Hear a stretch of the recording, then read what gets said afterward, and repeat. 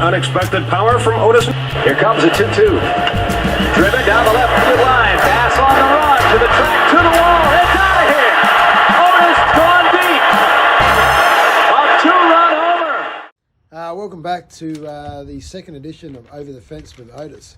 So what we'll do this week is we're going to do a bit of a recap on what's been happening at the club with the grades and juniors. So Division 2, the first week, we went down to West Torrens. It was 7-3. It was a good game. We probably were lucky to be 7-3 with Big Dole hitting a 3-run home run to get us on the scoreboard. But the following week, we backed it up against Southern Districts, where we went 8-0. Now, this was a bit of a highlight because the team did throw a combined no-hitter with Jamie Ricks, and also Koki came in with Pat Inglis closing out for a complete no-hitter shutout. So it was outstanding by the boys to take the first win and give me my first W with an 8-0 win. With the A grade, it seems as though the first 2 weeks we've managed to walk away with a 9-inning, one with the bottom of the ninth walk-off, and then against West Torrens, and then the following week against Southern Districts, we scored 2 in the ninth to walk that one off pretty much as well.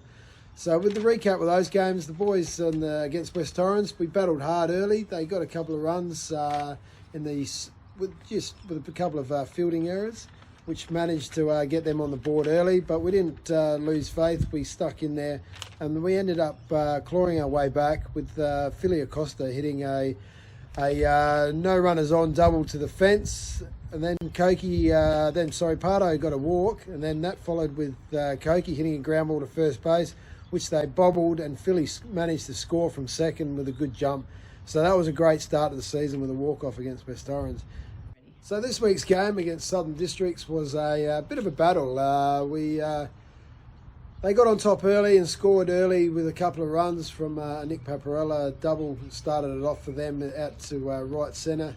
And then the boys, they were grinding. We managed to score 1 run back, and then we were just always in the ball game. Then we scored the second run, so it was 3-2 down, and then we sort of managed to do it again in the ninth.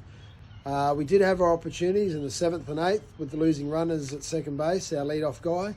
And then we went to the top of the 9th where Bully led off with a base hit. Pat Inglis dropped down a perfect sacrifice bunt and moved him over to second. Tyson Arnold then, I think he grounded out, which didn't move the runner over. But then up stepped the youngest member of our team, Jack Clay-Hesse, who's come up clutch for us a few times at this club.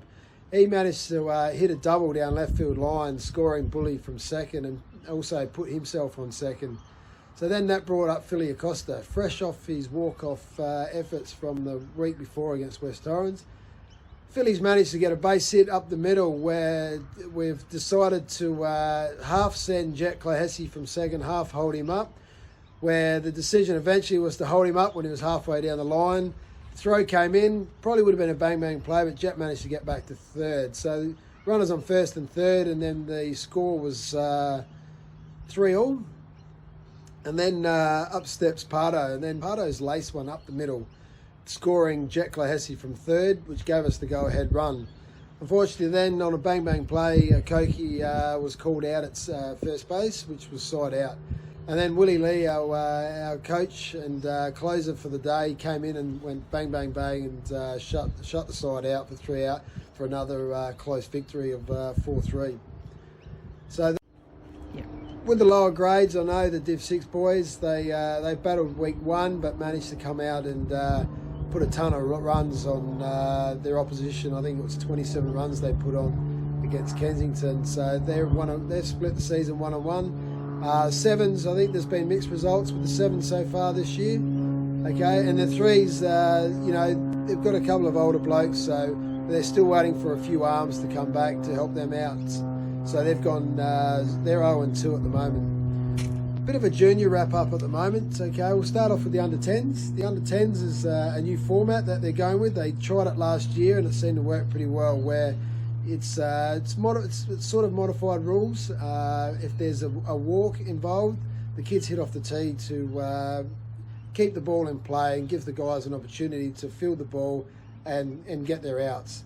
So that seems to be working well, and myself, Burnsy and Cutsy are coaching that team, and we managed to get our first win this week after narrowly going down last week 2-1. We had a good win this week at 6-2.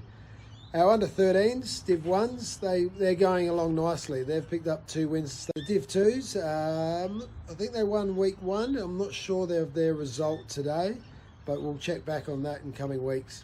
Our under-15 Div squad, Div 1 and 2 is a squad, so there's a few guys moving up and down in that team. And what we're trying to do is trying to develop the players into senior baseballers. So they're working in different positions up and down the grades, and they're... I just heard not long ago that the under-15 Div 1s went down by 1 run, so it must have been a pretty tough game down at West Torrens. That's all for our junior teams. Pee-wee, that kicks off all on the 27th of October, I think, on next Sunday, and our president, Dom Hodges, is going to be the coach of that team. Over to the women's. The women started the season off on Friday night. There was a good turnout. We managed to have a game on the front main diamond and the back diamond, and there was also 2 away games. So I think the women's Div 2, they split 1-1, our 2 Div 1 teams, and our C's and D's, if you want to call them that, they also split their games 1-1. So we had 2 wins, 2 losses, which was a good start for the women's team. So that pretty much sums up the weekend's baseball results, guys. We won't be doing it every week, but there will be wrap-ups on previous weeks as we move towards the season. But stay tuned for some up and coming on Over the Fence with Otis, with a few special guests planned.